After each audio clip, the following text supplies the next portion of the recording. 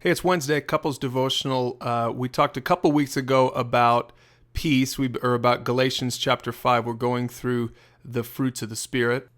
The Apostle Paul writes, he says, walk by the Spirit and you won't gratify the desires of the flesh, for the flesh desires what's contrary to the Spirit, and the Spirit what's contrary to the flesh. And so then later on at the end of the chapter, he lists out the fruit of the Spirit, and we talked a couple weeks ago about joy, and last week we were supposed to have talked about peace, and we're going to get there today. Last week we didn't do it because Tracy and I were actually in a fight, and we didn't feel like we were in any place to talk about peace. Do you hate that when you get in a fight as a couple and you don't feel peace in your marriage or in your home? I don't know about you, but I can't stand it, and Tracy's going to give us a little insight on what to do about it.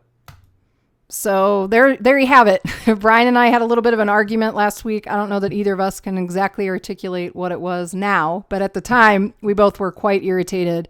And so at some point, Brian must have remembered we need to do our couples devotional, and neither of us were in the mood to do it on peace, which was kind of irony there.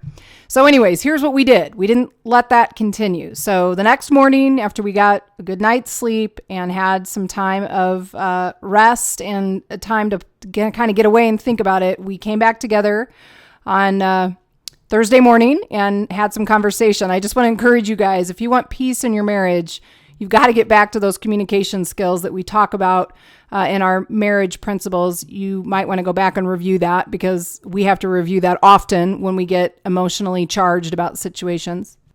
Probably the best thing that both of us have had to choose to do in that moment, and in all arguments that we have, is just to remember that attitude of a teachable heart.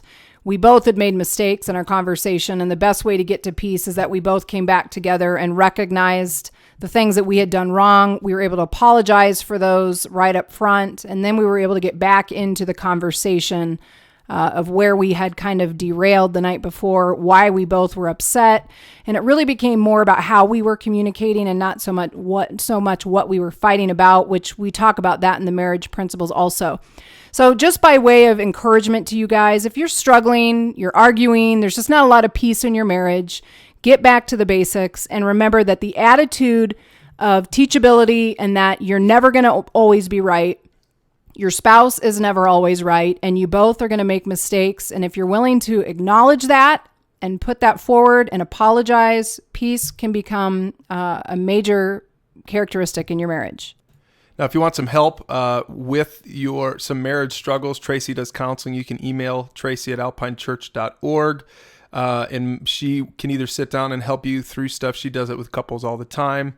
It's free to you, of course, at Alpine. Or at your campuses, you've got campus pastors and shepherding teams that would love to help you through stuff. So don't be afraid to call someone in to help out if you need it. So I just want to encourage you maybe to stop right now before you go on with your day and discuss some of these questions, and we'll see you tomorrow.